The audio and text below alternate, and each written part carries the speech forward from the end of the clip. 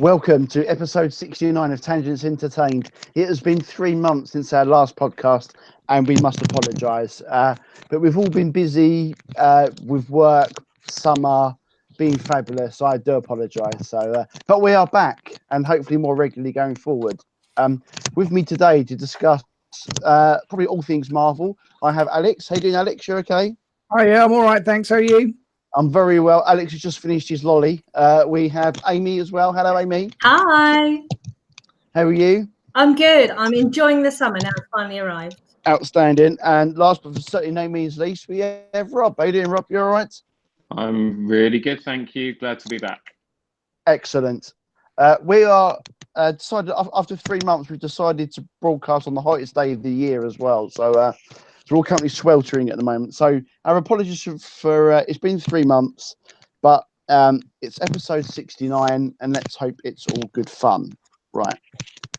Oh, I'm going to do a break because you said about my mic.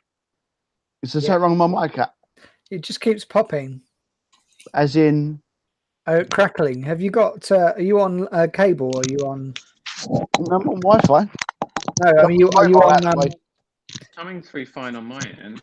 I think it's just the microphone connection. Because are you just on your headphones at the moment? No, I've got my earphones in, and I've got me. You've got that. Okay. Yeah. Shall I take that out? Let's test it. Okay. So testing. Yeah. And I'll try it without. I can hear it, but just check your source and just make sure it's pulling it from the mic rather than from the headphones. Okay, testing. Any difference?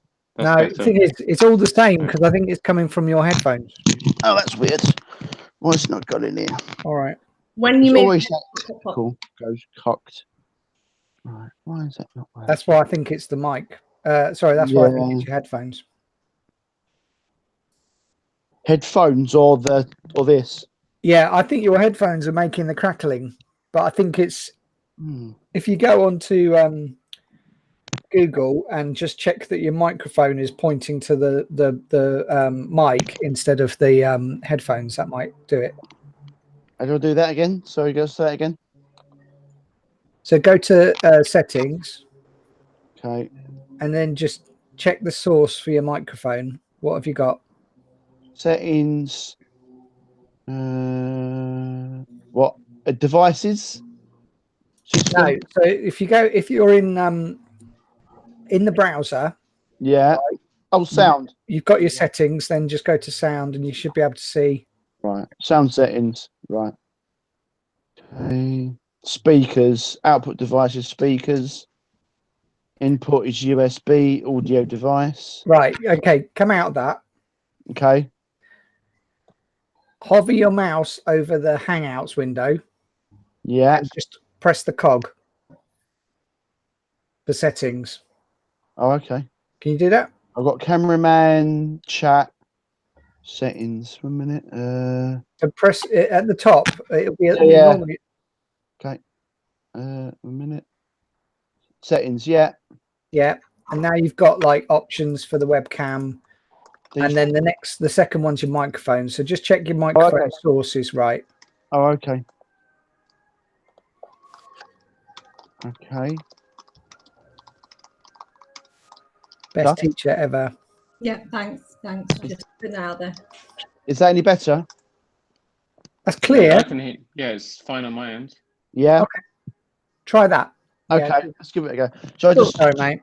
Okay, that's all right. Shall I just start again from scratch? Oh. Probably easier. Okay. Yeah. Okay. Right. Okay. I'll do a better monologue as well.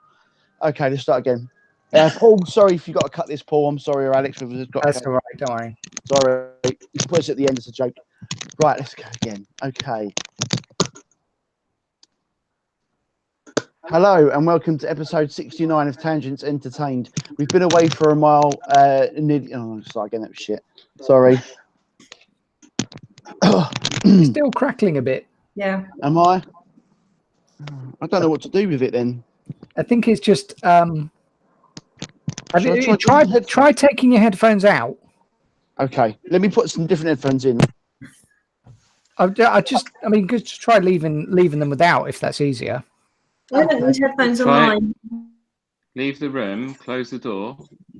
Right, Alex, start us off. Sorry. Well, yeah. Now he's gone. We can get on with it. Yeah, now let's get on with it. I heard that. See, now he's thinking his microphone knows that it's second best, so it's just not playing ball. See what happened last time? I didn't do it with earphones. There was an echo, and so you heard there was an echo, and it sounded bad on the. Oh, did it?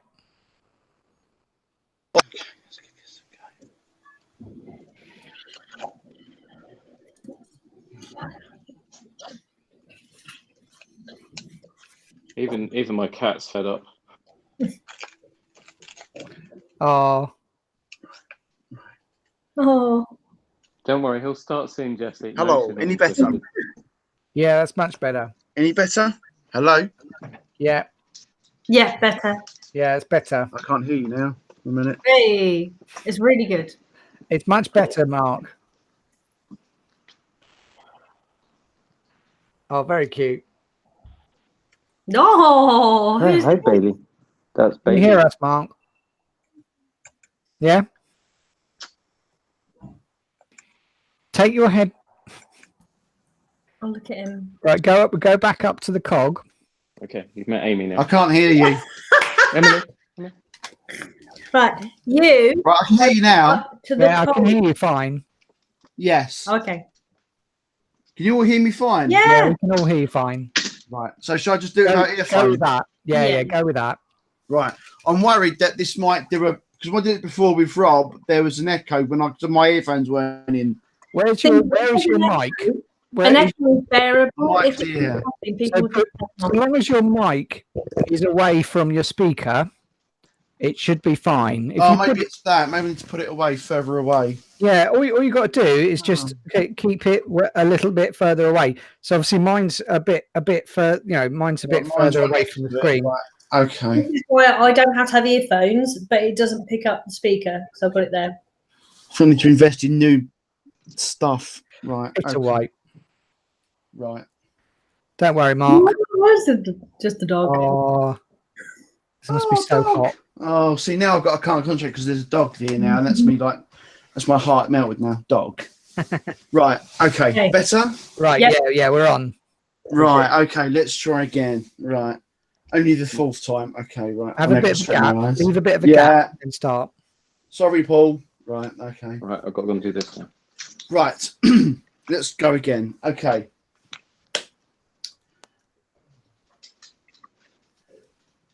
Welcome to episode 69 of Tangents Entertained. It has been a few months, but we are back. Sorry it took so long, but a mixture of work, holidays, and laziness has meant that we've not been around for so long. But we hope number 69 is good for you, as hopefully it's going to be as good for us. So, yeah. So, That was your best, was it? sorry, I couldn't refuse it. Okay. So immature. Sorry. I'm sorry. I do apologise. Very good. Sorry, carry on, Mark. Yeah, I'm going to carry on Keep that rolling, one. keep rolling. I couldn't stop it. I'm sorry. Sorry, I thought we were going on 11. My apologies. Okay, on the podcast, so you won't have to hear me all the time. We have Alex. Hello. Hello. Hi. Hello. And we have Amy. Amy, I'm very sorry about that earlier gag. I apologise. I forgive you, only because I love you. Thank you very much. I love you too. And we have Rob. Hello, Rob. Hello. Hi. Right, so we're going to do a bit of a Marvel podcast. So we're going to talk Spider-Man and we're going to talk Comic-Con. And before we get into that, we were going to do an Avengers Endgame podcast because there weren't a lot of those in April, but we didn't get around to doing it, so our apologies for that. So we are just going to do a very quick chat about our thoughts about it and then and how it kind of blends into Spider-Man, and then we'll argue about Spider-Man as well. So I'll kick off with Amy. Thoughts on Endgame, generally the quality of the film, how it made you feel, etc., etc. I think it's a really good way of summing up everything that's ever happened in the cinema for the last 10, 12 years. Obviously, sad bits made me feel sad. Happy bits made me feel happy. But I felt that because it was summing up so much stuff, it did kind of skip over things a bit. And also, it had some funny bits, but for me, it was sort of lacking the humour that we come to know with these films. Mm-hmm. I think it's because of the stakes were so high in this one, wasn't it? After what happened with the snapping Infinity War. Yeah.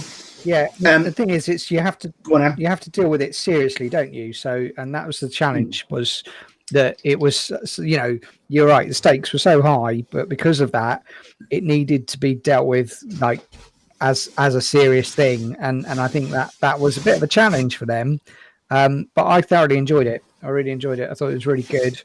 I was impressed at quite how well they wrapped it up, and I was also pleased that the curveballs that came in through the plot were handled really well. So initially you sort of said, "Oh yeah, I know what's going to happen," and then something changed, and then you went, "Oh okay, I know what's going to happen," and then something else changed. And I liked the way that happened. That was really well done. And for a movie that was so complicated, I think for that to pull that off was really impressive. So yeah, it was really good. Rob? Well, I saw it twice. Second time with you, Mark. You did. We saw it together, yes. And I know exactly the points at which you cried. That is fake news. I did not cry. That is not true. But I will hold on to that information for another time. Yeah, you can get that from me, mate. Yeah. No, look, it was great. It wrapped. I think I get it on my Apple TV US dodgy account next week on the 30th of July. So I am going to do a back-to-back with Infinity War. Nice. Nice. It was great. I think they pulled it off really well. They had a lot of stuff to tie up, and I think it was well executed. It was a cinematic, technical achievement in terms of special effects, handling a massive cast. It was great. My problems, slightly disappointed with Hulk. I didn't like Fat Thor at all. That was we talked about that, didn't we? Yeah. That was slightly disappointing. I think it took me out of the movie a little bit, actually. And I don't think I'll ever reconcile that. But otherwise, no, it was great, and I'm excited to see where they go with this whole thing next. I think I'm probably on the side with Rob there. I loved it, obviously, and I agree with everyone said it does wrap out things really well. It throws some curveballs. I thought actually, like, seeing it for the first time, what really shocked me at the start was when Thanos was killed. That really surprised me. I remember seeing it. I was like, excuse me. And when Thor finally does go for the head, that really surprised me. I thought that was a good shock in it as well. I kind of agree with Rob on Fat Thor. I come out of it the first time really loving the film, but hating Fat Thor, and it didn't do anything for me. And I won't say that it ruined it for me, but it took some shine off it. Then when I saw it the second time when me and Rob went together, it bothered me less, I think. And maybe when I see it again, only for the third time, it might be less again. But I didn't particularly like it because, again, I think what you said about taking him out of the film, I think that is a good point. And I think I can see why they did it, because you've had different types of Thor in the film. You know, he was very serious and, like the straight hero in his first two films, then he got a bit of a reboot, was a bit more jovial in Ragnarok, and they're trying to keep that on. And obviously Taika Waititi's going to do the full film as well. But I kind of agree with Rob. It did take you out of the film. I just think it was something we didn't need. I think that might have been interesting to do. Like, if you could do the Fat Thor, that might be interesting, like in a full film. And in this, it didn't quite work for me. But yeah, I think the point around that was because I think I mentioned it before previously, but I think the main point was that it was Fat Thor as a comedy device. Yeah, not really considering the journey that he had to go through. But and I think if they'd have dwelled on that a bit longer, I think it would have actually felt more sincere. But there just wasn't time, and this is the problem with the film, is because there was so much to fit in. Yeah. They just, they need like 4 hours to do it justice, and they just couldn't do that. Would you have been happy if they if they had done Infinity War and Endgame as a 3-parter. No, because I don't think the plot would have worked for 3-parter. I mean, I think also we would have felt rather cheated by the end of the second act. And Well, then if we had to wait another year. yeah, I think we would have kind of been like, what? And it would have felt a bit like Matrix. Yeah, Revelation. yeah. So, I thought of the Hobbit. Sorry, touching you. Sorry, I thought the Hobbit when you could say about the 3 parts because the Yeah, Battle I of was Time thinking Harvey about Exactly, yeah. is just one massive battle scene. Really, that whole film, isn't it? Really, there's not a lot of character development. That is just one big massive scene. yeah, I honestly think they covered the things they needed to cover. It just had a couple of parts like Hulk and like Fat Thor where it lost a little bit of its sensitiveness, and I think you know, some of it was because there was a need to lighten things up. You know, that's why they didn't cover Hulk. That, you know, it was just like, no, we'll just make him. I mean, it was weird because it did mean that we felt like we were watching a different person. But you know, again, it was because of the rest of the story. They kind of needed something to balance it, and Thor and Hulk were like ending up taking that role. I kind of wish there's an extended cut with perhaps a bit more scenes from Thor, and maybe even Hulk would actually probably be quite nice. But I've just got no idea. I think what we get is what we're given in this, isn't it? I don't think we're going to get anything else from this. Yeah, when they re-released it, they did attach a deleted scene, which is Thor at the start. It's a different introduction to him. So instead of just meeting him in the cafe or the restaurant, but like you do in the film, there's a fire in a block of flats, and he rescues a load of people, and that's how you're introduced to him as Professor Four as well. But they cut that out. Sorry, Professor Four, as Professor Hulk. Sorry, yeah, but they cut that. They just thought it was just like one action scene too many. It didn't really work, so they just went straight into him in the restaurant, which I think actually probably makes more sense as well. That's the thing. That's why I can give them a pass on some of these things, because it's such a complicated film. But it, you know, I mean, is it a perfect film? No, but that's because it can't be a perfect film. There's just too many moving parts. Yeah, there's no such thing as a perfect film. Well, I mean, we're nitpicking. It's still a 5-star movie. Oh God, yeah, by a mile. Yeah, by a mile. Yeah, absolutely. Yeah, oh, totally. No, it was an amazing film. Nitpicking. We still think it's great. Yeah, no, I agree. Yeah. Is there anyone out there just listening to us thinking, "Oh, these guys just bitching and moaning about"? Yeah, ungrateful bastards. This is why we didn't do a proper podcast on it. Yes. Although I have to admit something as well. I did tell Rob this when we saw it. So first time I saw it, when Cap wields, is it Mjolnir? Yeah, Mjolnir. When he wields Mjolnir, I saw it at a 9 o'clock in the morning showing, and I just shouted out. Didn't mean to. I went, "Holy fuck!" like really, really loudly. And I was just like, I shouldn't have done that. That's a bit sorry. So I did shout that really loudly, like in the cinema when that happened as well. But a load of people whooped and was like, there's like this massive gasp in the cinema, which was brilliant. Everyone was just like, which was great. I have one final nitpick, and that's it. And then if I'm being really, really picky, but the final fight scene, I would have liked it being a little bit longer. And they did film it longer as well. They said that there were scenes with them sort of catching up with each other, but it just took too long as well. So I'm wondering if there will be like a longer cut of that somewhere down the line. I don't know. Yeah, like a Lord of the Rings, like Two Towers type epic, massive battle. Extended trilogies and that sort of thing. Yeah, I'll be down for that. But no, overall, I thought it was absolutely brilliant. I'm kind of happy that they didn't fall into the Peter Jackson trouble of not wanting to cut it enough. I think they did. You know, that was a good thing. We may have cut too much sometimes, but I actually think it's better that way than the other way. Okay. I just want to wrap this up because I'm mindful we've got a lot to go through. Yep. But I want to talk about one more thing that leads into what we're going to talk about in a moment, which is Spider-Man. We'll talk about the deaths in the film for Endgame as well. So we lose Black Widow, Iron Man, and Cap sort of as well.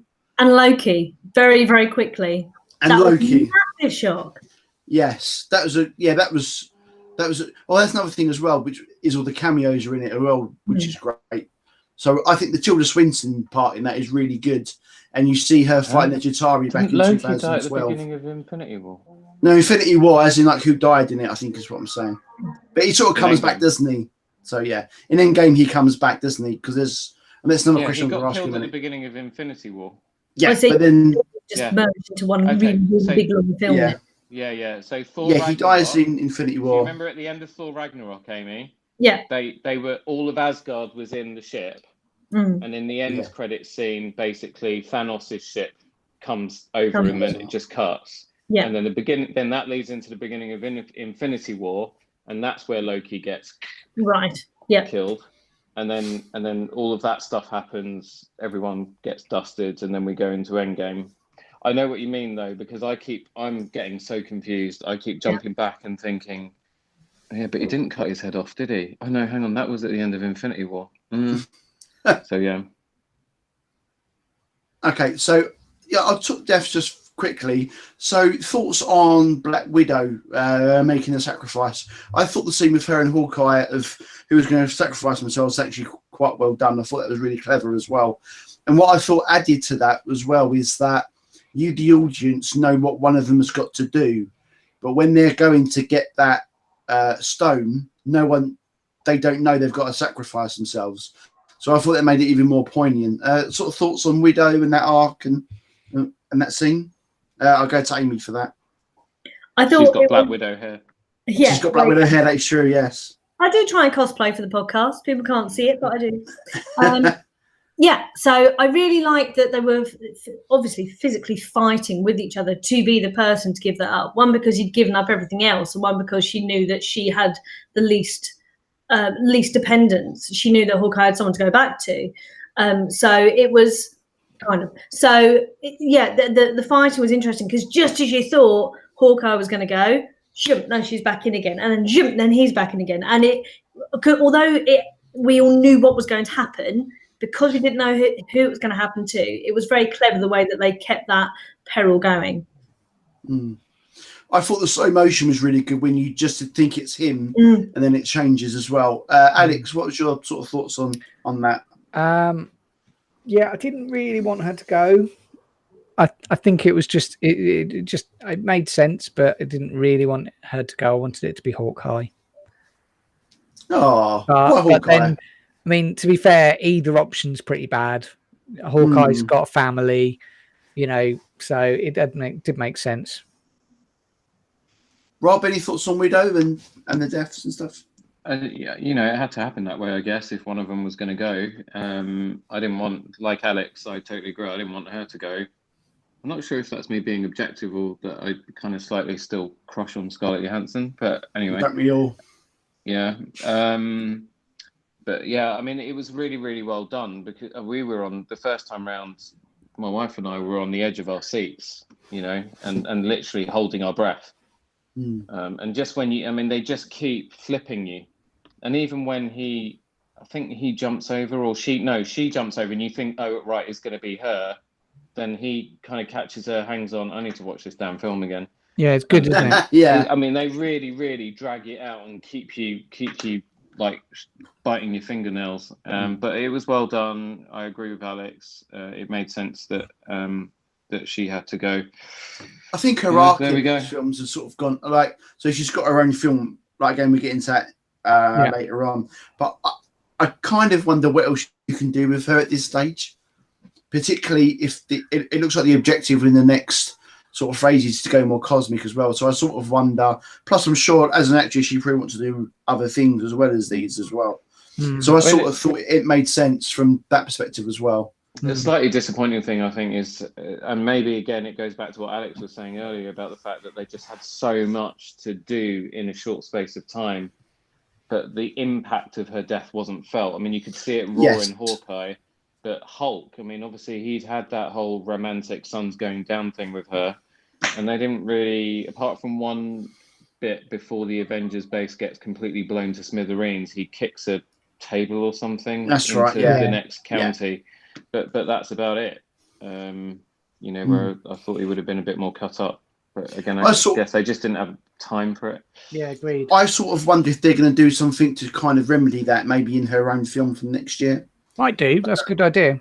So I think they might do something a bit more with that. And obviously the reason they don't do that is because of the other big massive death in Endgame as well, which is of course is Mr. Stark. Yeah.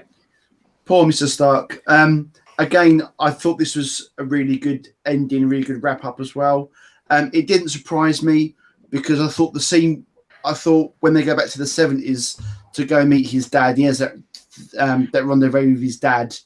I automatically thought, yeah, that's probably Tony going to end now as well. And it didn't, but the way they did it was really good with him wielding the Infinity Gauntlet. I thought that was really good and really well done. And yeah, but it's a shame to lose him, but I think Robert Downey Jr. has had a great innings in this franchise. Amy, thoughts on how it ended? Well, you have to excuse me again because this may be a different film. But the moment that they inferred that Pepper was having a baby, he was dead. Yeah, that was at the start. That's right. Yeah, it's the rule of don't smile, don't be happy. Oh, well, you screwed it over yourself now, haven't you? You're going to die. So it's the Red Wedding, isn't it? You're going to from that moment. Yeah. Win. Yeah. Poor Tony. Alex, anything on Stark and the way it ended? No, I think it was a fitting end, to be honest. Yeah. It's not very much to comment on it, really. It just seemed to work. And we'll come on to it a bit when we get to start Spider-Man, because I think the relationship there was, really set up well. So, I mean, the big question is, did Robert Downey Jr. get a fee for Spider-Man, considering how much he's in it? I think he's in. Sure, he must have.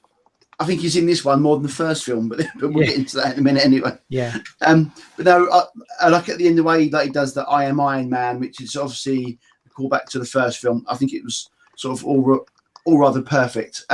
Rob, was that the point that I cried? I can't remember now. Which point did I cry? Allegedly.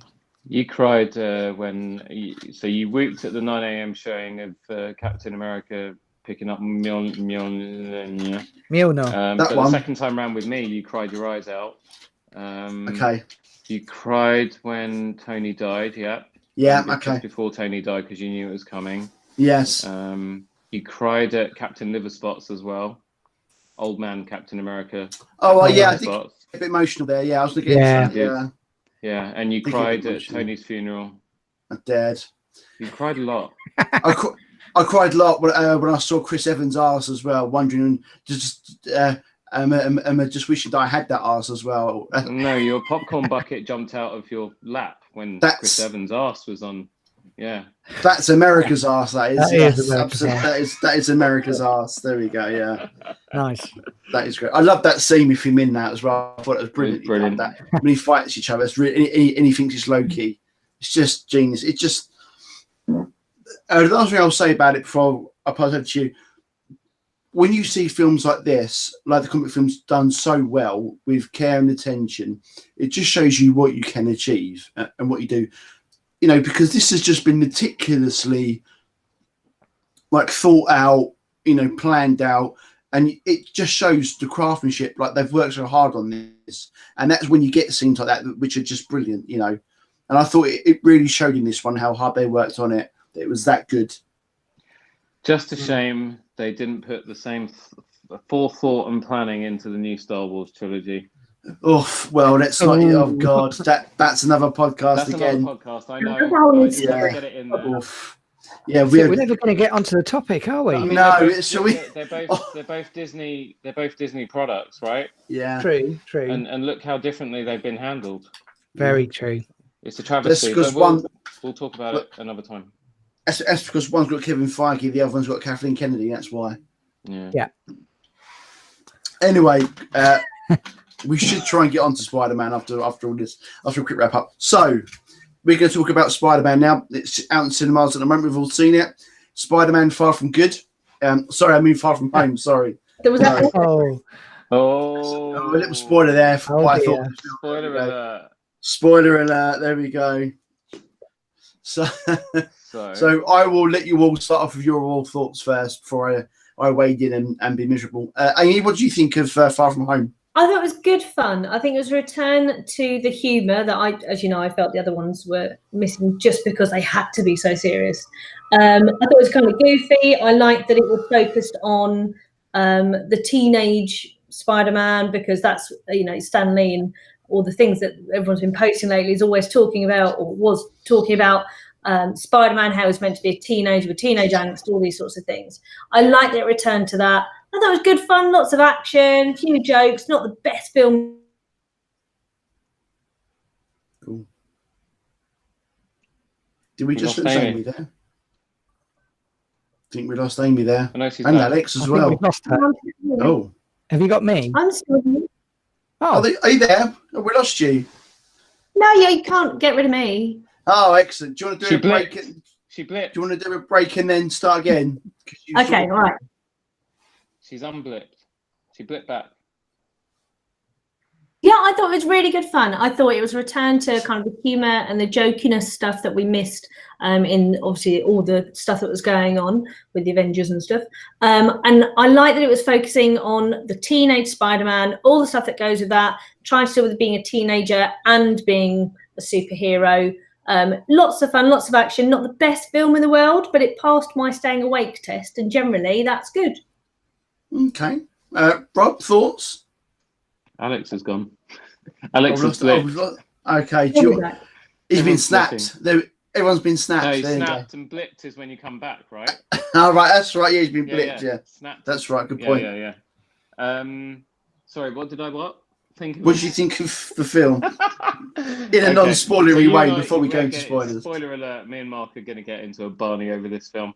We are, yes. So look, Spider-Man was my favourite hero growing up. I think it was because he's super cool, right? But also a bit dorky, he's a geek, and also he wears a mask. So he's not as, for a man of colour like myself or a kid of colour growing up, he was, someone that you could be. And I always loved Spider-Man. Spider-Man Far From Home, I totally agree with Amy. It kind of went back to the more sort of fun Marvel films that we've been maybe slightly missing lately. I loved it overall. It was a lot of fun. Obviously, it's not perfect. There's maybe some issues with it. What jarred with me is the fact that the thing for Spider-Man and Peter Parker is his whole raison d'etre is what happened with his uncle. With Uncle Ben, and they've really kind of moved Uncle Ben out of the picture altogether, which is fine. We understand that. There's been enough origin stories done on that in franchises gone by, but they've set Tony Stark up really to be the Uncle Ben surrogate, and it means that everything hangs off that. I want to really see if they're going to give this character room to breathe and be Spider-Man, not have this weight of expectation that he's the next Tony Stark. So that's something that doesn't quite sit right with me. But overall, it was good. It's a movie about lies and deception, and that theme runs all the way through the film from start to finish. And I actually want to see it again because I think there's a lot of stuff they put in with the whole Nick Fury turning out to be. We'll talk about that in a minute. Yes. Yeah. Turning out to be Talos all along, but they. Okay. We'll just spoil it then. Okay, fair enough. Okay. Everyone, do you know what? Everyone's done with Spider-Man Far From Home by the time we put this out. They're just like, what? Okay. It came Should we out just like a do month spoilers ago. straight away? Then that's fair enough. Yeah, exactly. So sorry, spoilers. That's okay. But they apparently I listened to an interview with the director, and there is a lot that Alex is just shaking his head because I've just completely blown this thing up. No, I'm laughing. A lot of little subtle things that they did put in that if you've been paying attention or were, completely geeked out on this Marvel stuff, you'd have spotted it from literally the first time that Nick Fury appears on screen with Maria Hill. Yeah, I do think you need to watch it. You definitely need to watch it again. So I'm pleased that they, and you're right that those levels of detail are definitely appreciated with this kind of a film. So, it's good. I kind of really like it because of its simplicity. I feel like it was actually a fairly simple film, and that's a good thing given the weight of something like Endgame. You needed something that was a little easier and lighter on it. So I think in that respect it worked really well. And yeah, it was quite. I was quite impressed at some of the performances. We'll come on to it, but I think we've filled as much as we can, Mark. I think now it's up to Yes. you. Do you want Okay. to bring us down now? Can I just, Okay. before Mark starts, just in All right. case this influences what he's about to rant about, Yes. Spider-Man Far From Home can also be seen as a palate cleanser. So you know when you go for a nice meal and they bring course Yes. after course, and then every so often they bring you a palate cleanser. So we've had Ant-Man. That was a really nice palate cleanser during phase 2. Mhm. And now we've had Spider-Man Far From Home, which after the weight of Infinity War Endgame was just a nice little palate cleanser. I think that's a really, really good point, and I think that's what Ant-Man and the Wasp did last year as well. So I think that is a good point. I'm just trying to save this movie from his wrath. That's okay. Yeah. I mean, the only difference between them is that Ant-Man and the Wasp has some things going for it, and this doesn't. I wasn't even. You just hold it back, Mark. Yeah, you do that. And okay, I've only seen it the once, so I will.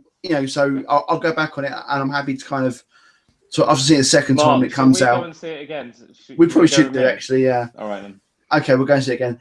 And if Mark thinks is not just sit there going boo. So honestly and truly, I hated this because I just thought it was so boring, and maybe I'm getting really spoiled because of how good the MCU is and the quality of the films and the previous Spider-Man films. It just bored me. I just thought it was so nothing surprising happens in it. I take it that I'm a comic book fan, so I know a lot about the stuff. Rob's going mad in the screen. He is biting his tongue. So, and because the source material, that does dilute perhaps maybe the shocks that they do in it as well. There are some funny bits in it. We'll talk about some of the comedy in it. There's two gags that I absolutely creased up at, which I thought was brilliant. There are some nice set pieces in it. I think Jake Gyllenhaal as Mysterio is really, really brilliant. I really like him. But for me, it's just he's really good in a really bad, lackluster film where nobody seemed like even Tom Holland seems bored in this film. Some of the everyone seems to go. It reminded me a bit of Spider-Man 3. If you watch Spider-Man 3 in that, where Tobey Maguire, Kirsten Dunst, and James Franco are all phoning it in, and they're all like they don't really want to be there. And that's what it felt like to me in this. There is one brilliant scene in this, which we'll get to with Mysterio, which looks fantastic. But honestly and truly, the two post-credit scenes are much more interesting and better than this entire film. Look, more happens in that film than happens in pretty much any Bond film. So I'm yeah. say. So that was my thoughts on it. I hated it. I'm really sorry. And I love Spider-Man. I love all them films. And there are some nice bits in it, but overall, I just thought it was really, really a massive letdown. Do you think that because expectations for Marvel films have just been continually rising, do you think that it could live up to the expectation of what it should have been? So, it doesn't do anything particularly wrong, and not every film has to be a risk, because if you keep doing massive risk in films, then that dilutes it as well. But like in Captain Marvel, spoiler, has everyone seen Captain Marvel? Yeah. I saw it last night. So yes, I've now. Oh, okay, great. So spoiler in that. So in Captain Marvel, so we have the Skrulls in that. Okay. So in the comic, and traditionally, the Skrulls have been the bad guys in the Marvel. Wait a second. Amy, have you seen Spider-Man Far From Home? Yes. Oh yeah. But when I watched it, obviously I just didn't really understand what was happening at the very end in that. I was like, oh, okay, that's weird. Sorry, carry on. No, that's all right. That's okay. So in Captain Marvel, I'm baking as well. I've made Rob even more hotter after what I just said as well, I think. But so in Captain Marvel, they do something clever, which is they role reverse the Skrulls in it. Okay, so the Skrulls are traditionally bad guys in Marvel. They've always been bad guys, but they flip it and they do say, well, there's some good. So the Skrulls in Captain Marvel are good, and they establish that there are good Skrulls and bad Skrulls, which I thought was really good. It makes it's different. It adds another dimension in it as well. There is no really good flip in here. So when Mysterio goes from being the good guy in this at the start to being the bad guy, I know that's going to happen. Okay. Now, I'm not saying that you shouldn't do that, and that's fine, but you need to have a really good hook, or you need to have a good twist. Like in the first film, in Homecoming. Sorry to interrupt. Hold that No, go on. thought. But for 50-60% of the audience that went to see Spider-Man Far From Home worldwide, 50-60% of them didn't know who Mysterio was. Do you think so? Yeah. I think so. Well, that's what they've said. The screenwriters said. Oh, really? They knew that there were people like us that would know that Mysterio was a villain from the off. Mm. But a lot of the audience, from whatever research they'd done, etc., they were banking on the fact that 50% of their audience didn't know who Mysterio was. So did anyone here know Mysterio was a bad guy before going into it? Alex and Amy, did you know he was a bad No, we guy, didn't or- know. Nope. So when they do the reveal that he's actually bad, was that a surprise for you two, or you kind of worked it out? Or I know. Well, I figured something had to change because everything was going too well. But it was still a surprise to me. I loved the way that they did it. It was almost a sort of a slow reveal, and how all people suddenly appeared. And I blooming loved that they'd literally gone back through IMDb, worked out insignificant people who had lines in previous films, and they got them back in. And I loved that. Yeah, that was great. Yeah, I agree. And with ergo, Alex and Amy just proved my point. 50-50. Well, we are 50% of the podcast today, so that Which would is make sense. representative of the world, Alex. But yeah, no, my only issue with it was it did it all in exactly the same scene, and I know that was the point, but it kind of it meant that it was literally like ta-da, and then it was oh no, that's really bad. And I kind of felt like we could have eked that out slightly more, but I know that they used that scene as a device. That's why they faded the scene away and all that kind of stuff. But yeah, that I think for me, I was kind of still in a happy place, and then all of a sudden that happy place was taken away from me. I should just some context what we're talking about here. So in the film, so Mysterio turns up claiming to be from another multiverse, another world, and then he claims that from another dimension, and he's claimed that these elementals that they're fighting are they did his home planet as well. And what it does do, actually, to be fair, it tries to make out that this is like an add-on from Endgame. So I think the wording is that when Thanos did this snap, it opened up a hole, like a wormhole, isn't it? They're saying, and it's released other people into a dimension. So he tries to try and do it like that, doesn't he? Which is quite interesting, actually. That's a good idea. But then it's proved that is all part of an elaborate plot, and he's lying just to get back in as Mysterio is a former Stark employee. Yeah, I'm just saying it is part of the plot as well. And yes, the reveal was really good. They even got the guy that Jeff Bridges shouts at in Iron Man back in for it as well, which I thought was really clever, that Amy alluded to as well. I did think that was good. There are good parts to it. There are some good ideas in there, but for me, it just doesn't hold as a complete film. I was going to ask Rob's opinion, but he's fumbling around over there. So sorry, I was just about to run out of battery. Oh, that's okay. That's all right. Saved. Okay. Did you want to come in on the main plot and have a go at me? Well, no. That was easy.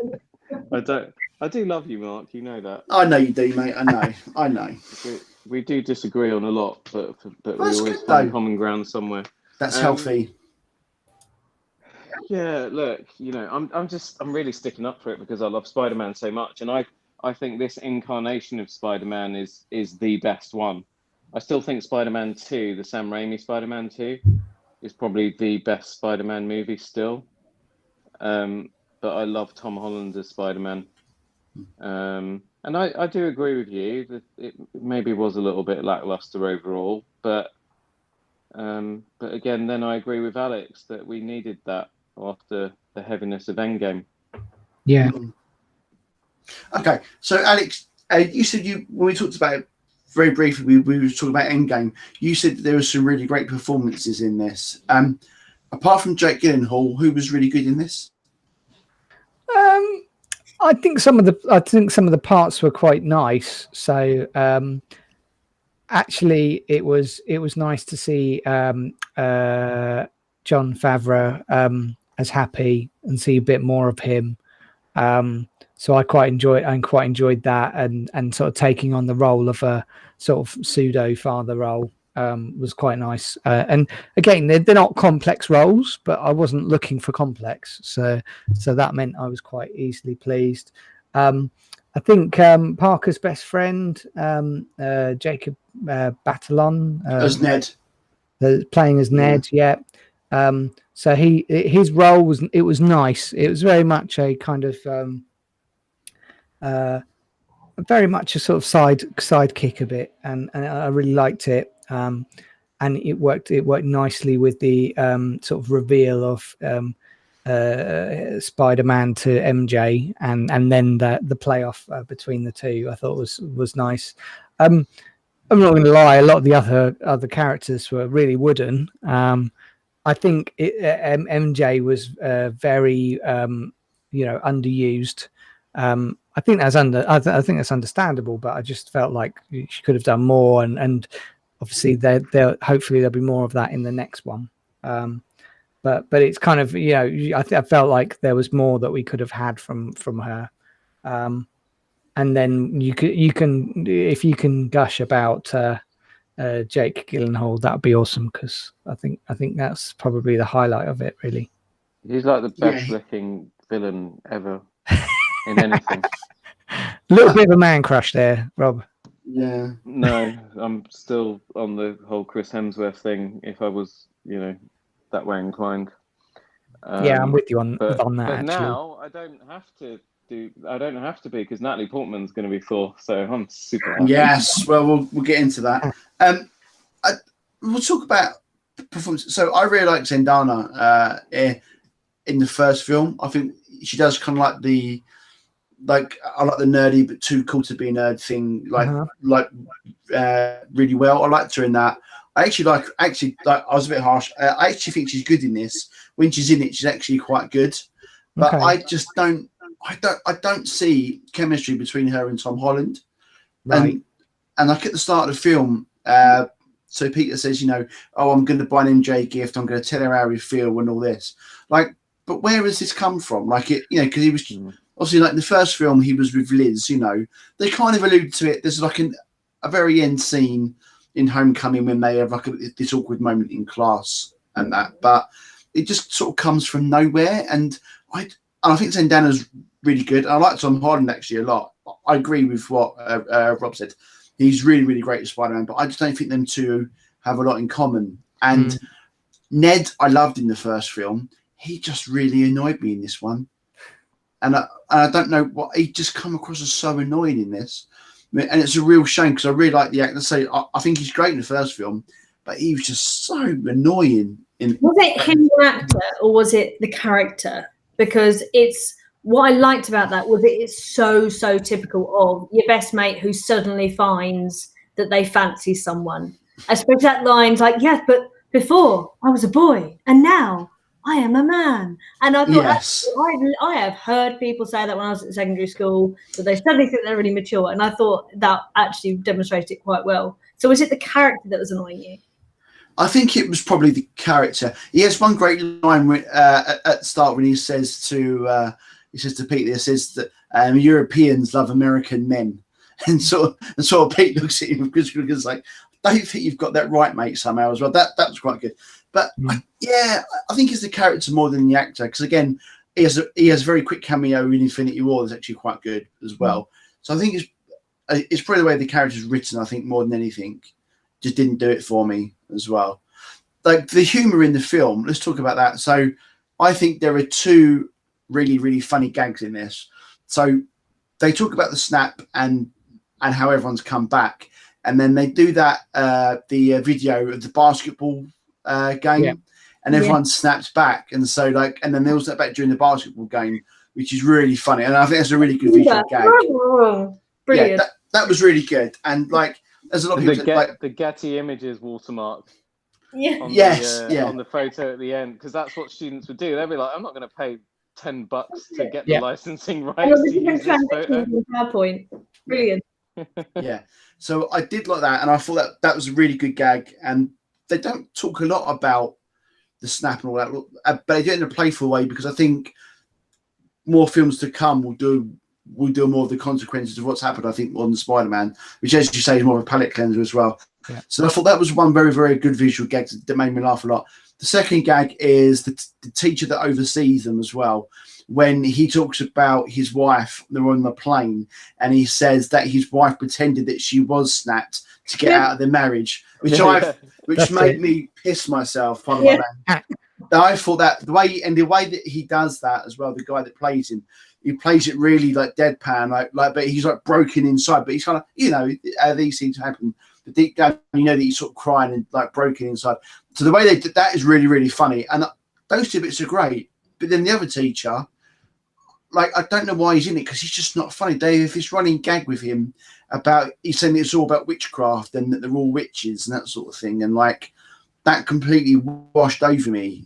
And like I can't stand Flash Thompson. Like that is not Flash. Like Flash Thompson is the American, the frat boy. And I understand they've role reversed it. I have no problem with that as well. And he's in some kind of YouTube kid as well, but that's not Flash Thompson for me. So that's what. And his bits, they try to make him funny as well. There's one bit where he gets kicked in the nuts. I mean, that's always funny.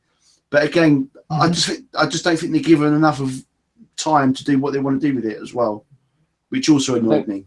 I think the other problem, just going back to what you were saying about the whole MJ Peter Parker thing, where did that come from?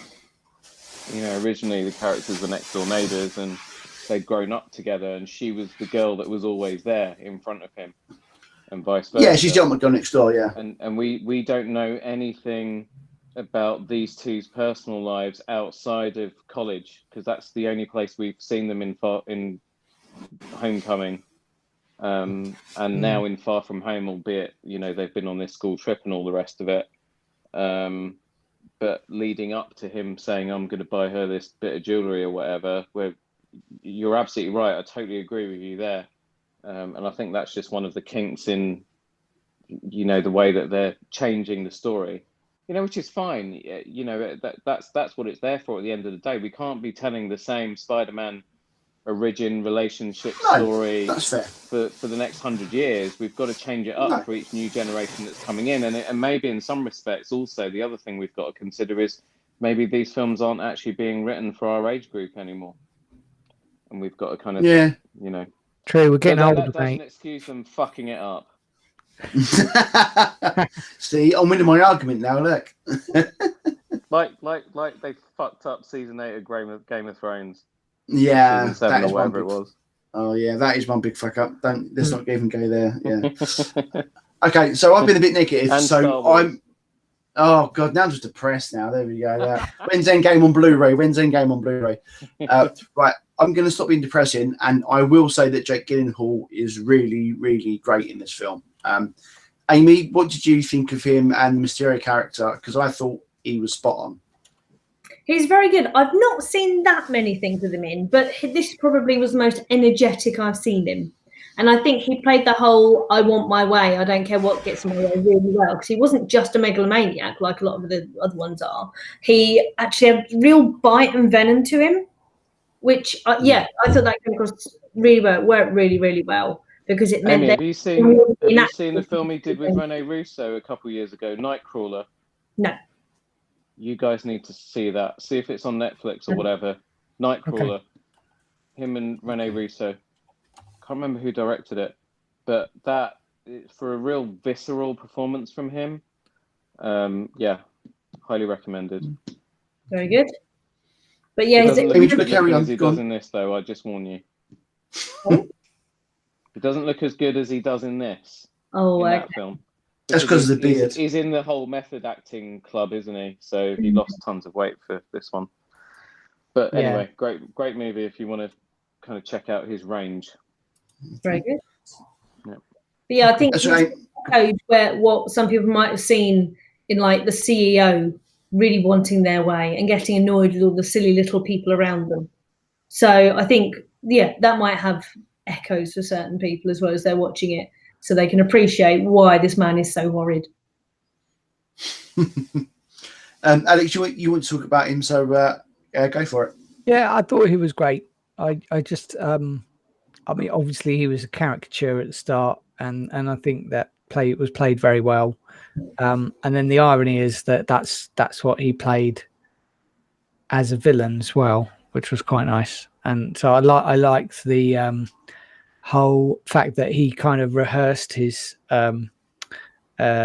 win, like, you know, with the whole holograms and the guns, and the fact that he replayed it until he got it right. And I could kind of understand that. So that's it. He's rehearsing. You know, that's important. That's important. If you're going to make a big stand, you've got to get it right. And so I like that. I thought it kind of showed that, you know, the only way it would work is if it was well choreographed. Yeah, no, I thought it did great. I thought it was really really good performance. And yeah, it kind of, I think it was just one that stretched him a bit, but not a lot, but it stretched him a bit, and I think that's nice. I think what they do well with him is that they kind of introduce him as like a replacement for Tony, don't they, as well? Yeah. You know, that's how it's done. That's why he hands him over like all the start tech, you know, which is what he's after at the end. Yeah. Did anybody, the scene before in the reveal when he gives him the start tech and he gives him the glasses, did anybody think that Jake Gyllenhaal really looked like Robert Downey Jr. when he put those glasses on? Yeah, massively. I think that was to do with shading and just the way that his head was held allowed him to have almost, although he doesn't have a goatee, allowed that to be darker and show through. But yeah, there might even have been some manipulation.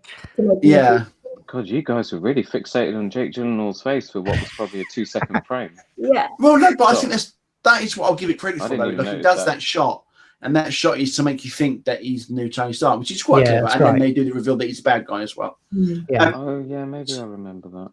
So I think the costume looks really great. They've got the female head in, which is brilliant, and so the character design is really good, really faithful to the comic as well. I like the way they did these tricks, you know, like with the little drones. The little drones, because they're quite topical at the moment, you know, with all the airports and stuff. So the things with the drones and how they create images and illusions, I thought all that was really, really clever. Actually, I thought that was good. And the nightmare scene where he's confusing Spider-Man in Berlin, I think is really, awesome. really great. That was really good, and that was very comicsy. I think that's probably like the most, although comic's not a word, that's probably the most comicsy Spider-Man sort of thing I've seen in the MCU version of Spider-Man. You know, like that really come from the panel to the comics. That did with all the confusion, going from panel to panel to panel. Yeah, it was really, really well done. That was, and it kind of frustrates me when you see that kind of talent in that scene, that it doesn't spread out for the whole film, and that's what kind of frustrated me as well with it, because it does have individual moments of really, really great stuff. Like, I don't think it's the worst film ever, but for all the good parts in it, it should be a lot better than what it is, because it has some standout moments in what I thought was a bit of a mediocre film, unfortunately. Right, but maybe they'll get it right next time. Does anybody want to say anything else before we kind of move on to the post credits and talk about the con? Anything else they want to talk about? Far From Home? There's one that's been really irritating me. Yeah. And it's such a minor thing. But the woman who cleans the cape is way too self-confident. She irritated me because the level of acting that was being provided by the other henchmen was of a standard, but she was making herself out to be on an equal. I'm like, no, that's not washing with me, madam. And that irritated me. Just her constant, like, nodding her head and no. Am I a megalomaniac or something? Because I just I didn't even pay attention to that character. I was just like, she just cleans the cape, like whatever. And I was focused elsewhere. You see, you got to look more carefully. There you go. Got to remember that Amy does costumes, so anything to do with costumes, she's all over it. That is true. That's it. And wigs. That annoyed me. I like the rest of it. Just her annoyed me. Sorry, actress lady. That's fine. We'll find her Twitter handle, and you can explain to her how much you enjoyed her performance. That's fine. So she'll probably leave an iTunes review on this next week. Yeah, she'll give us one rating for the podcast. Amy. Damn you! I'll look it up. That's it. We haven't spoken about two characters that are in this actually quite a lot, which is Samuel L. Jackson and Kobe Smulders as Fury and Mariah Hill. And actually, that's quite handy because we want to talk about them. I think more about the post credits and their characters. So we'll come to that in a second. So the first post credits we get. So we have Spidey swinging around in New York with MJ. He puts her down, goes away, and then there's it's in Times Square, isn't it? Massive video in Times Square, and we have J.J. Jameson back. Unbelievable. With the original actor, with J.K. Simmons, who's reprising his role from the first 3 Spider-Man films. That was a massive. Fortunately, I've now deleted Twitter because I've been spending far too much time on it, so I've deleted my account. So I didn't know this was coming. So I don't know if it was spoiled for anybody else, but that was a lovely surprise when he came on the screen. Rob, what do you think of that? Yeah, it was just before leading up to that when he grabs MJ and swings her through the streets. Previously in other films, it's been made out to be a wonderful, exciting thing, and it probably is. But at the same time, it's probably fucking terrifying, right? And I thought the director really did a great job of capturing that from her point of view. Because, I mean, towards the end, she was like, put me down, put me down, put me down. And, you know, so that was great. And then, yeah, the reveal of him, it was good. I obviously was slightly thrown because he didn't have the spiky flat top. Yes. But apparently, I mean, they just stuck him in front of a green screen. He was filming something else, and he literally just dialed that performance. Brilliant. He just agreed to do it. I think he's probably better. He's probably better than 90% of the rest of the cast in the film. Oh God, for God's sake, Mark! Seriously, just wind it in. So he, but I think it was done in 1 or 2 takes, and then they just sent the footage over, and then they just green screened it in behind him. And they decided not to go with the whole wig thing, just do it au naturel because it will show that time has passed. But they're not really linking him from any of the other films or whatever.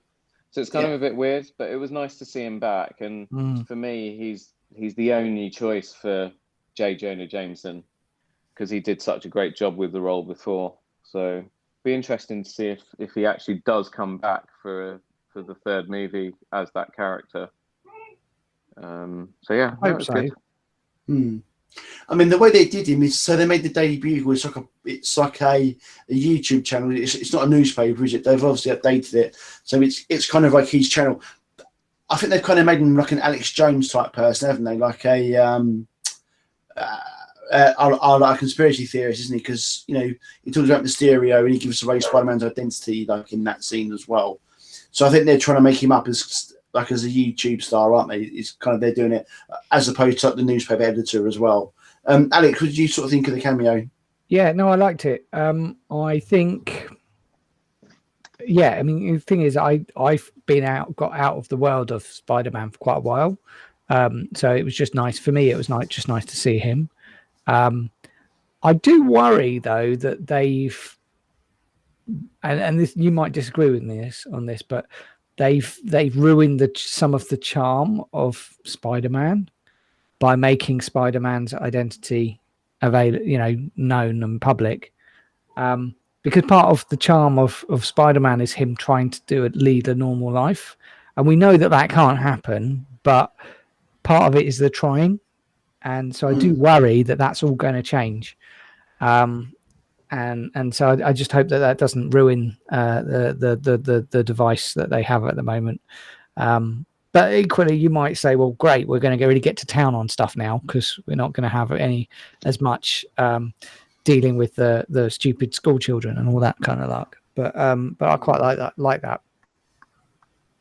I mean, that does happen in the comics. That his identity, so he reveals his identity. So right in the comics in the comics version of Civil War, he actually reveals his identity to the world, and he says that I'm Peter Parker. And then after the events of Civil War, he speaks to, I think it's Mephisio, who's like a demon character, and he basically has he does a deal with the devil, and he removes that information from everyone's brains in the world.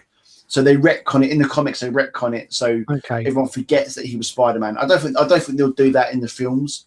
But if they did that, they'd have to probably use someone like Doctor Strange, I suppose, to like make everyone forget that. But I don't think that's particularly ethical as well. No, Definitely a you're hero right. does that. Yeah. But I'm sure they'll try and invent something for it as well. Amy, thoughts on the cameo and what it might lead to? I love the little cameo. I was sitting there, my knees went up a little bit and gave a little squeal because it was just nice to see him again. But yeah, that was a big twist. Wasn't expecting at all. And I think it's potentially quite exciting because you cannot go back to people not knowing that Peter Parker and Spider-Man are linked. You can't go back to that now. So it's going to utterly change it. And the entire film was him continually saying, I don't want people to know who I am. I don't want to be in charge of anything. And this way, everyone is now going to know who he is. He can continue to be Spider-Man, but everyone's going to know he's actually just some kid. Yeah, I think it makes it interesting for the next. It's not something that's been done on film before, and I think they're very mindful of that, of trying to, because this is a franchise that had 5 films before it, and a really good animated film that came out in December. So I think they're mindful they've got to try and change it up a bit and make it a bit more different as well. I think it does make it interesting for the next film to see what they do with it as well. I would love to have seen what Spider-Man did immediately after the broadcast, because I don't think we see him do anything other than his eyes get a little bit bigger. He sort of gasps, doesn't he? And goes, "Oh no," like that, and that's it. Yeah. Love to know what happened next. That'll be. I guess that's a good cliffhanger. Yeah. And then the second cameo is even more of a surprise, I think. So it's actually quite clever. So when you're watching a film, did you ever think that you wasn't watching the real Nick Fury or the real Maria Hill? At the very beginning, when they walk in, when they encounter the first elemental in whatever country they're in, Maria Hill, I can't remember what it is now. I'll know it when I see it a second time. She does or says something, and I thought to myself, that's not like her. Oh, did she call him Nick and not Fury? Is that what it is? No, it wasn't that. No. It was something to do with, she said to Nick Fury, this has got nothing to do with us. Right? Right. Okay. Like, why are we here? This is nothing to do with us. Something like that. Like, there's a big flipping alien thing that's attacking and destroying this place. It's got everything to do with S.H.I.E.L.D., right? And she says to him, like, why are we here? This has got nothing to... Something like that. This has got nothing to do with us. And I thought to myself, that's not like her. And now, obviously, it makes sense because the Skrulls, what has it got to do with them? That's obviously what the actual Skrull was saying to the other Skrull. Can't remember their names now. So early on, I thought something was off with them. You did. Anybody else get that? I did think that when we got to the towards the end, and we had that sort of post game sort of talk off at the end, where you had the two of them and they were talking about it, going, I can't believe you fell for this. I did feel like the dialogue there was a little weird. So it was a little bit like Maria was overly familiar with Fury, and it was just a lot lighter than perhaps it should have been. Yeah, only time that I didn't get it until the reveal. I have to be honest. Yeah, but there was a point in it where I thought what they was doing with Fury was a bit strange. So I think it might have been the first meeting when he meets Mysterio, and when they're talking, and he said some things. He's quite harsh, I think, to Peter as well. Although I think Peter says he doesn't want to be a part of it. I think Fury says some harsh things to him, and I did think that seems. Although Fury's a hard ass, not as has been, I thought that's a bit off. So on the Fury side, I thought that's not really like him. That's different to the character. Even so, and then I thought, well, maybe they're doing it a bit different because it's post Snap and it's 5 years on, and maybe because he was so good in Captain Marvel and a different type of Fury in that, maybe they're trying to show you a difference. But I didn't get it until they did the reveal, which I thought was really, and it's a really clever reveal as well. The fact that it's not really Fury and Hill, it's Talos and his wife who have been filling in for Fury while he's on vacation as well. Yeah. Did anybody understand what that ship was that he was on? No. So Sword. I think exactly. I think it's Sword, which is kind of like a heli carrier in space. Yeah, it's So- like the space, otherworldly, something, blah blah blah. Basically, It's- protecting the planet from aliens. Oh, right. Yeah, It's, And so usually it's what it's- Nick Shield. It's what Nick Fury does after Shield, if Mm. I remember Okay. rightly. yeah. So I think they're going to be doing that as well. So yeah, I think correct me if I'm wrong. It's normally like the makeup of the crew is like 50-50 of human and alien, isn't it? I think like in the comics, but in this it looked like it was just Skrulls, I think, or just aliens as well. Mm. Rob, no? Huh? He was. I said in the comics, in Sword, it's manned by 50% humans, 50% aliens, isn't it? In the comics, is I that have no right? idea. Oh, you have no idea. Okay. It's just melting into the I couch. just look at. I just look at the pictures. You just look at he took the pretty pictures. You can't do words. I can't remember a lot of the storylines of the comics. Seriously, I do. I used to. That's what I used to do with everything, with X-Men, with Spider-Man, with Batman, Superman. Most of the time, I would literally either be looking at the pictures, I would just be drawing from them. But yeah, sorry. So yeah, probably okay. you're probably right. I normally am probably right as well. Yeah. Because I have a tendency to spot stupid things that don't really matter. Just the bit at the end where Fury was calling out, "Where are my shoes?" Just remind me of, "Where is my super suit?" Yes, from Incredibles. That's a good Yeah, shout. that was Yes. a nice thing. Again, probably not intentional, but it's a little thing that I liked. Yeah, that's quite clever. There was something else that was interesting on this, and then I think opens up possibilities for going forward, is that Talos as Fury, he talks about scrolls that are hidden on Earth, and he talks about hidden cells of the Kree as well. So, which I thought, although it could just been a throwaway line, but because Captain Marvel was set 25 years in the future, like in the past, what I thought was interesting was, are they now saying that Skrulls and Kree have been on the Earth like for this whole time for the last 25 years? So if so, does that mean they're going to do like a Kree Skrull war, or what? So are they going to retcon some stuff if there are Skrulls here? That I thought was interesting as well. So because at the end of Captain Marvel, they'll fly away, don't they? And that's it. So at some point they come back as well. So there's a whole lot of story there, or backstory, that we don't know about. It does lend itself to there being a potential real crap get out of jail card that they could play at any time in any future movie, because they could just go, "Oh, this film isn't going the way we want. Oh, it was them all along. Ha ha! Surprise!" Yeah. And Yeah, then also, that will piss me off. that's how they can solve the problem that you pointed out earlier, Amy, about Peter Parker and identity revealed. All they've got to do is get a Skrull to transform into Peter Parker, get Peter to swing around as Spider-Man at the same time, same place. Hey presto, problem solved. J. Jonah Jameson's a liar. Yeah. That's a good point. There, I just solved it. I'm just going to email There Kevin you go. Feige now. If anyone gives Rob a 10 million contract for 2 Marvel films, please go ahead. So yeah. Oh yeah, please. Yeah, but I did think that was interesting. Though. Like, so the insertion was that they've been like around all the time. Whether or not they'll go through that in future films, I don't know. But I thought that was interesting. Does anybody else have anything to say about the cameos or Spider-Man at all, or anything else? I think I've covered it. Yeah. Amy, Rob, anything else? The No. teeth.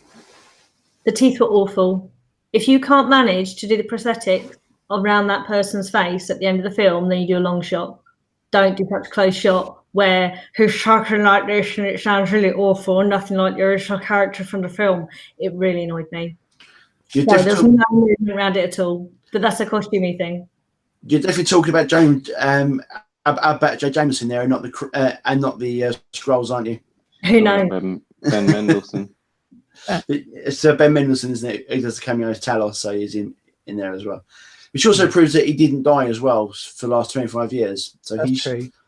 So he must be in other things. There must be in other sequels. So we'll talk other sequels now, and we'll briefly go through. So Comic-Con happened last weekend. A lot of stuff got revealed. A lot of surprising stuff got revealed as well. And we'll go through, I think, year by year. That probably makes more sense instead of films and TV. So the first thing that we're going to get in May next year is a Black Widow film. Which Anybody excited about a Black Widow film? I'm looking forward to it. Amy? No. Not really. No. No, I feel like I've learned enough about her, and I don't feel like I'm sitting there going, but I'd like to know what happened with this. So it's not one that I'm going to be queuing up to see. I'm sure we will see it, but yeah. Mm-hmm. So so I think it's going to be set after the events of Civil War.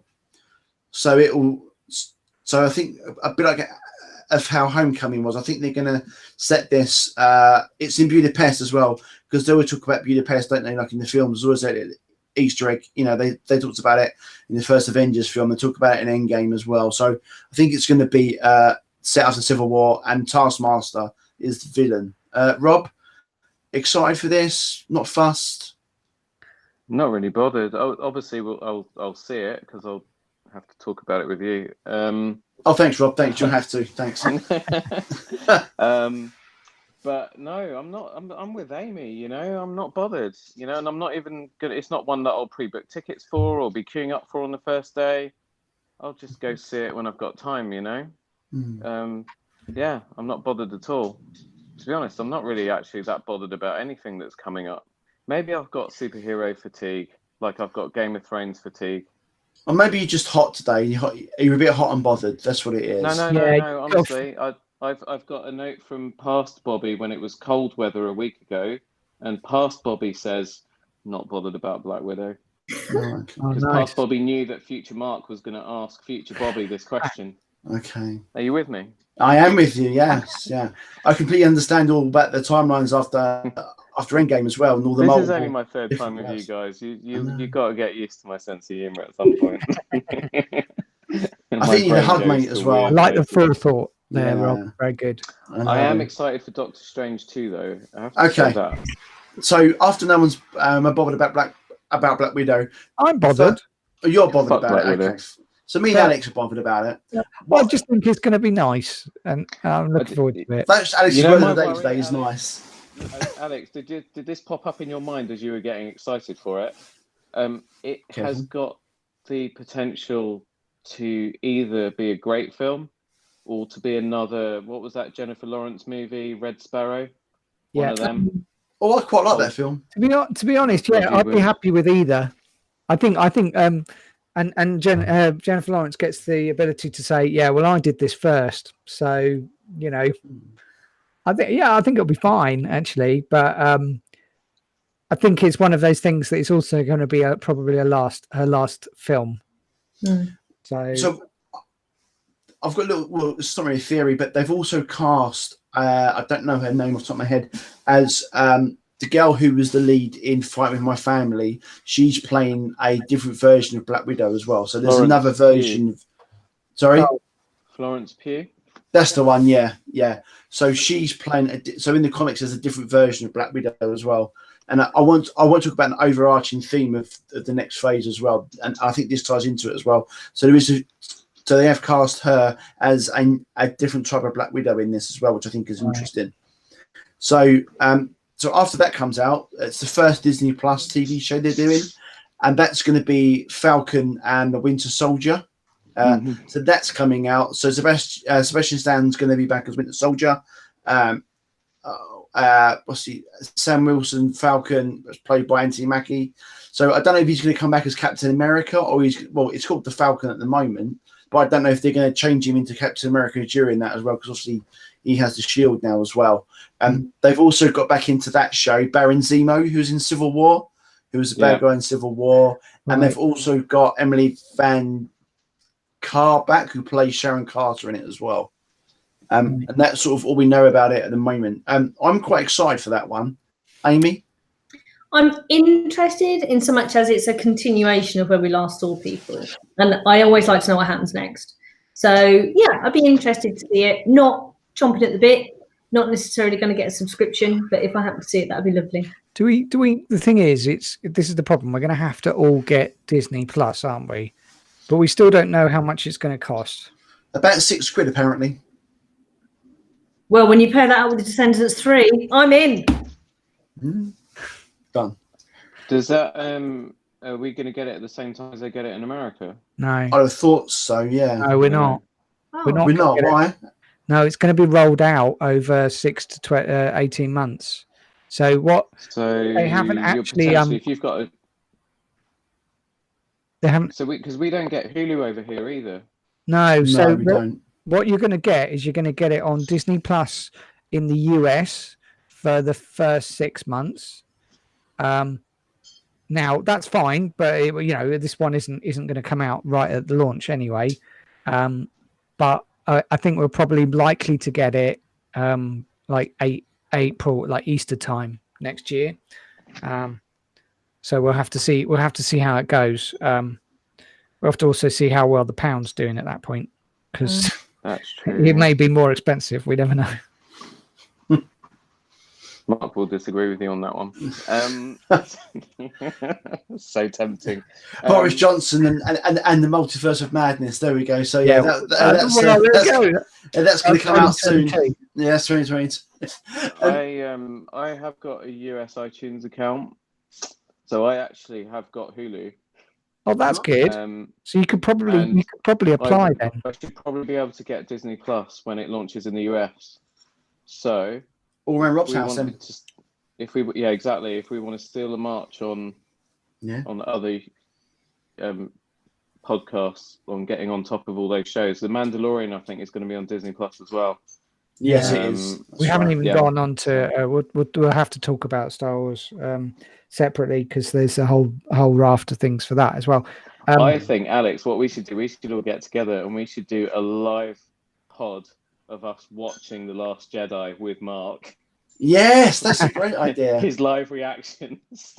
That's a great idea. God. And I'll just sit there going, "Who's that? Who are they? Why are they there?" Or like for me, Proper you could watch just along. get the Simpsons, or you could just get that Simpsons meme of old man shouts at cloud just the whole way through, and that's just me. There you go. So yeah. Yeah, So what's coming up after?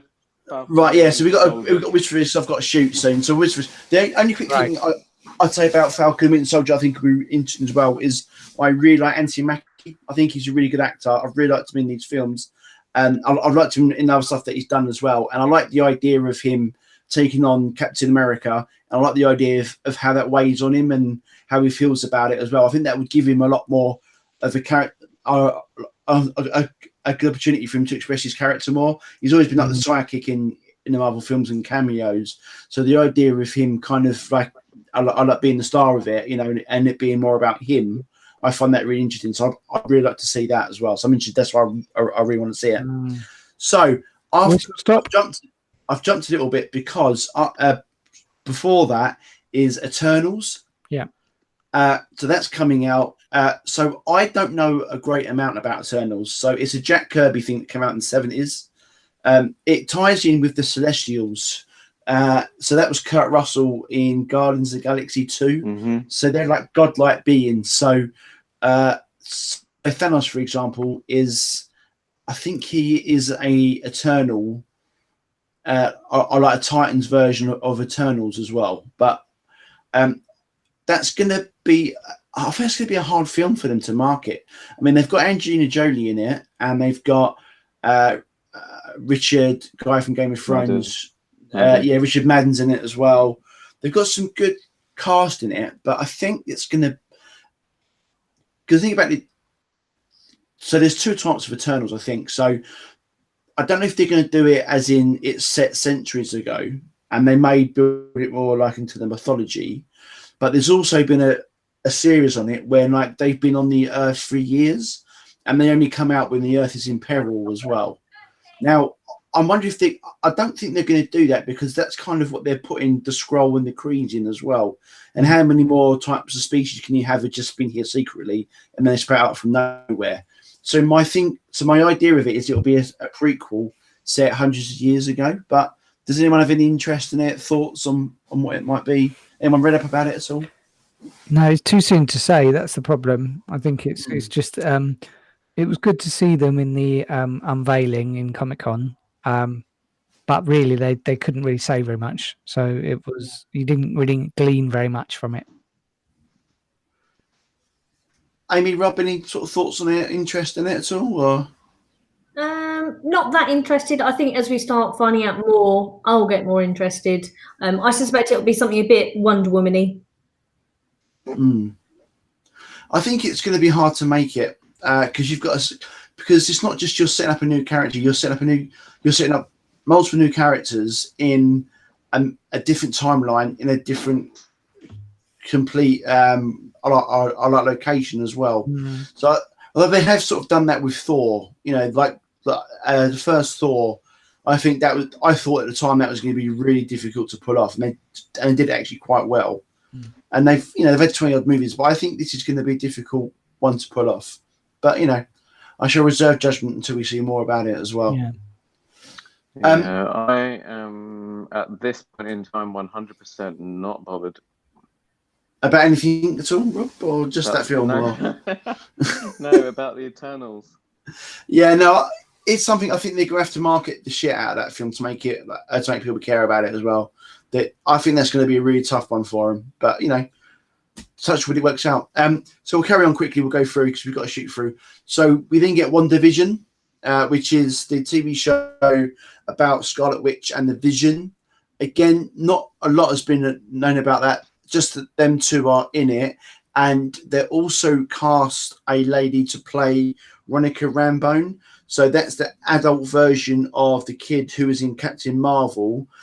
So she's going to be a big character in it. So in the comics, she grows up to be a different Captain Marvel. So she's the Afro-American version of Captain Marvel, and then also goes by the name of Photon. So she's going to be in WandaVision, but they haven't released anything about that at all. There's sort of rumours that they're going to use Scarlet Witch's powers in that, where she's so distraught about Vision dying, she creates like a different world for herself and lives in that world on her own. So that could be interesting, especially with Elizabeth Olsen back in it as well. But again, about Anthony Mackie, where she's had lots of cameos and bits in things, but where she'll be the main lead, I think it'll probably give her more to do, and flesh out her character more. Amy, interested in WandaVision? No, at the moment it's completely irrelevant, but I have in my head like a Family Guy scenario with the two of them like at home and what's fit in tonight, love? Don't know. I have made it. So yeah. They just order takeout nowadays, wouldn't they?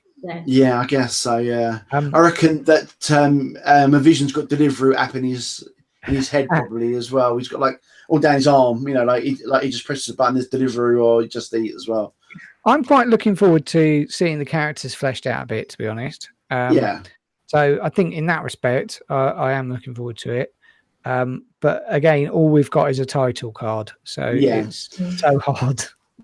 Well, there is one hook into it. Rob, did you have anything to say about it at all before I carry on, or did you have any comment? No, I think I'm just going to sort of wait until the damn thing comes out and then see if I've actually got time to watch it. I mean, there's the reason I gave up on Agents of S.H.I.E.L.D. After the first season was because I just didn't have time to, to invest in that. I'm seeing the difference between married people and me. It's great. Yeah, with all these different TV shows now coming, it's like, oh my god, like too much. So yeah, I'm just going to reserve judgment till it comes. I mean, if I am able to get Disney Plus before everybody else, then I'll probably just watch them just to show off and wind everyone up. Why not? Go for it. Do my own podcast. You only have and spoil everything. He's going to the dark side now. Look at him. It's the heat. It's dark. It's dark, Rob. Now he's going to the dark side. Now it's the heat. My Thanos glove.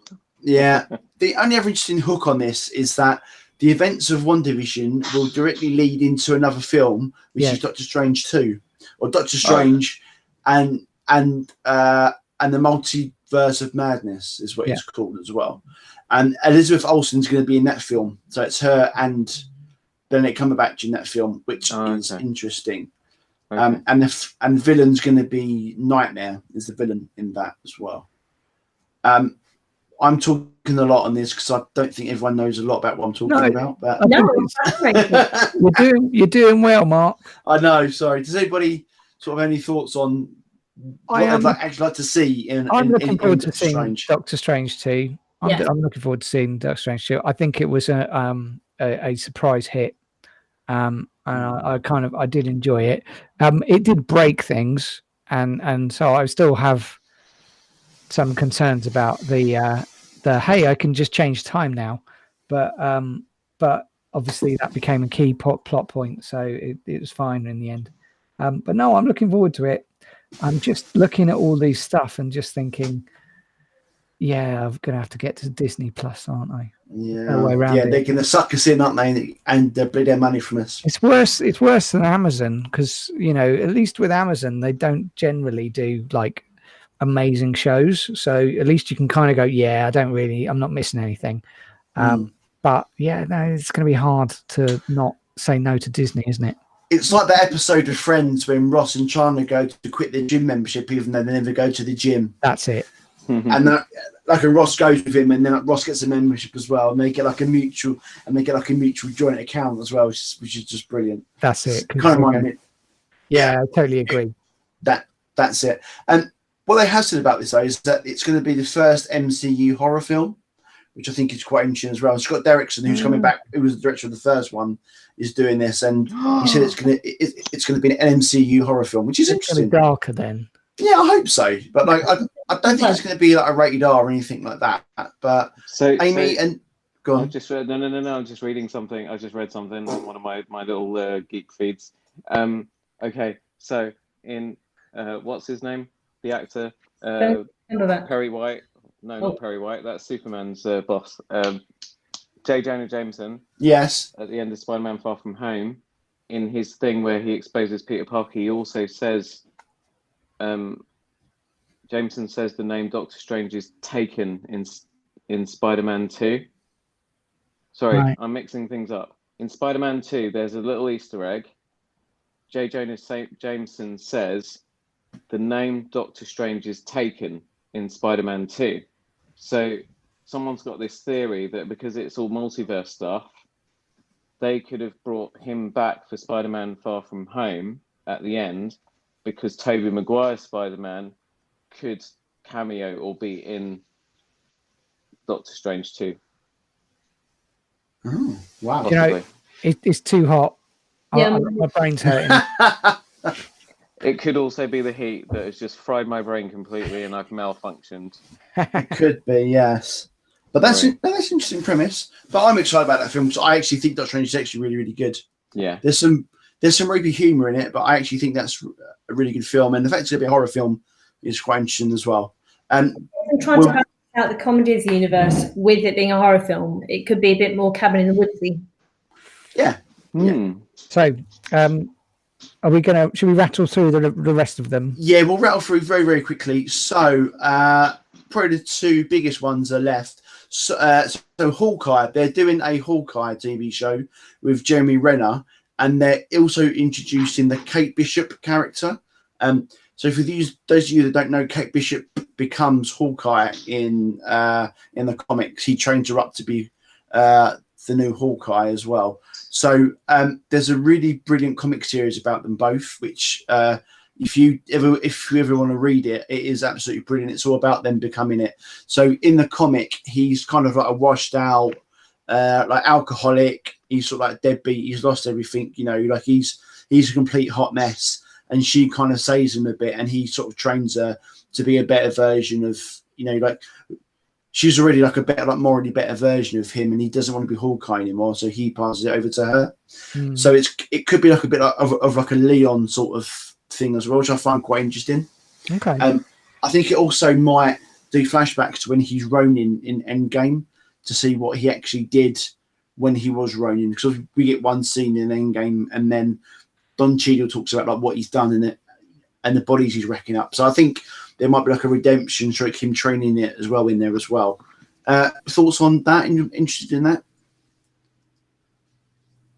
No. Okay. Too much TV again. Too much TV. I think what they just. Go on. I was going to say I think we should probably do yay or nay for the rest of them. Yeah. Okay. Yeah. So it's a big yay from me. So I like Hawkeye. Alex, is that a yay or a nay? Yeah, why not? Yeah, I'll watch it. Amy? Nope. No, it's a no from Amy. Rob? Just go nay, just to balance things up. Okay, fair. Well, perfectly balanced as all things should be. There you go. Exactly, So, yeah, you got it. there we go.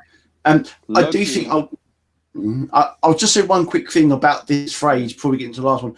I do think they are trying to start things of different, like of new versions of characters, and that ties into Thor as well. So it's no surprise there's a new version of Black Widow in the Black Widow film. There's going to be a new version of Hawkeye in the Hawkeye film. So I think they are phasing out the original actors and putting in new versions of them.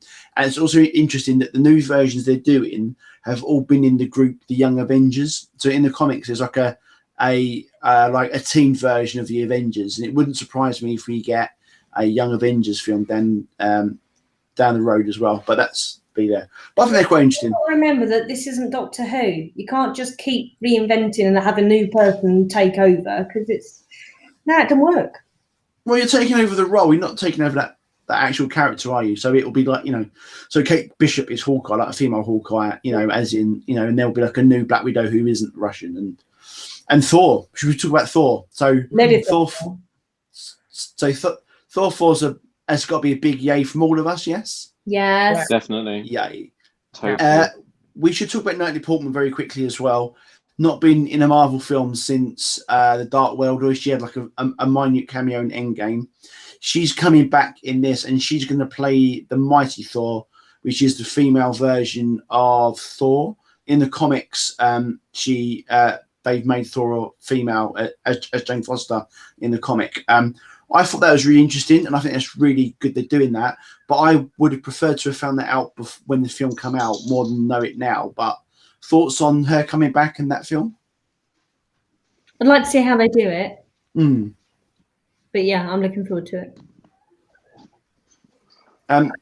Rob, you're a massive Natalie Portman fan, as we know. You was quite excited about that, wasn't you? Yeah, my wife's just got back, so all. You can't really say that about that. Okay, I fair. can't wait to see that film. Right. You better close your Natalie Portman video and browser get on down as set. well. Sorry? Huh? We were just talking about Thor 4. But yeah, very excited. And yes, I'm glad that the Thor story is continuing. Yeah, I can never pronounce this guy's name. Taika Waititi is back as director, who did Ragnarok as well. I think it's good that they've brought back Natalie Portman, but I want better Ray Bill in this version as well. So they better do better Ray Bill. Anybody anything else to say on Thor before we wrap up? Because we've been going on for ages. Bring it I'm also on. glad that Taika Waititi is back to direct. Yes, well, I really I like really him. like the direction he took it in Ragnarok. Yeah, he did refresh it a lot. Yeah. So hopefully he can pick the character out of the gutter that Endgame left him in. Well, this is interesting because at the end of Endgame, he's with the Guardians, isn't he?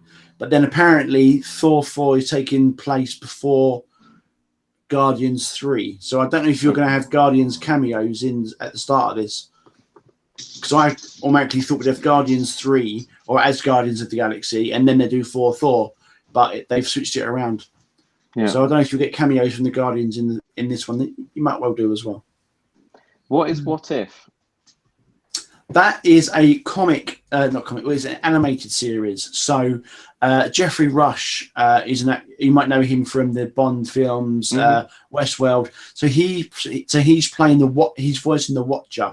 The Watchers were in Guardians of the Galaxy 2. The Watchers I remember the Watcher from the X-Men comics. Yeah, so he oversees the world, or the universe. He oversees the universe. I'm getting really niche now, sorry, yeah. But he's going to narrate the series, and they're doing like What If. So the first one they're doing in that series is what if Peggy Carter become Captain America instead of Steve Rogers? Oh, cool. Okay. So what if she got the serum and not him? And they're getting all the actors who've been in the MCUs are coming back to do their voice acting to voice their characters. Although Robert Downey Jr. and Steve Rogers and Chris Evans weren't announced, but everybody else was as well. Right. So they're doing that one. That's interesting. One. Yeah, that's quite interesting. So that's going to be what if Peggy Carter took the serum. They're doing other ones. I don't know the other ones that they're doing as well. But loads. Oh, sorry. I thought you were going to talk about more shows. Yeah. Well, I think like on the What Ifs, I think it's going to be like different versions of what happened. Oh, I see. Yeah. So that's so whatever happened. So what happens? I think like if Ultron won, in Age of Ultron instead of I think they're going to roll with us like that. It's not going to be like canon for the films. It's just going to be like a spin-off show of what could. Is it like this is what you could have happened, or it's what you could have won. Yeah. And then the last show, of course, is Loki as well, which is coming out, which no one knows anything about. The only thing they know is it's going to be the version of Loki from Endgame that escaped the Tesseract. So that's coming out as well. Yeah. Anybody excited for Tom Hiddleston-led Loki series? Yes. That's got to be yes. Yes, I think it was really good. It'd be funny. I think it'd be Marvel. It's interesting, but I don't know what he's going to do.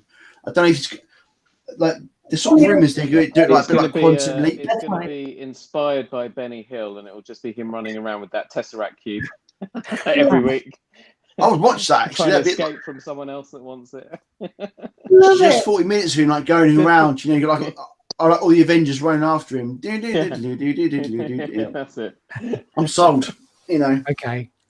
Okay. On On that that note, note, I think we should wrap up because We'll we're all talk hot and about hot. Shang-Chi next time. Oh yes, I forgot to see that. I didn't get my list out. Shang-Chi as well. we've got more, but I think we should save that for another We one. should wrap Yeah, this up we'll because we've save been it. going for a while now. Yes. Yeah. We'll talk about these more when more details are released as well. So we're going to go. Thank you for listening. This was a long so it was a long wait for number 69, but we hope you enjoyed it anyway though as well. And we'll be back soon for episode 70. Amy, thank you for your time. Thank you for hosting. That's my absolute pleasure. Alex, thank you. Thank you very much, Mark. And Roberto, thank you for your time as always, sir. Thank you for having me. Anyone who's That's- listening, remember to like, rate, subscribe, all the rest of it. Tell everyone about us. Yes. And and hopefully I'll be back for number 70. Nice Please give news, us Rob. ratings as well. So iTunes are nice to us as well. Please give us ratings, 5 out of 5s. Good stuff. Please. Yes. And you can block me on Twitter as well. That's fine. All right, then. I will see you all later on. Thank you for listening. We'll see you soon. Goodbye.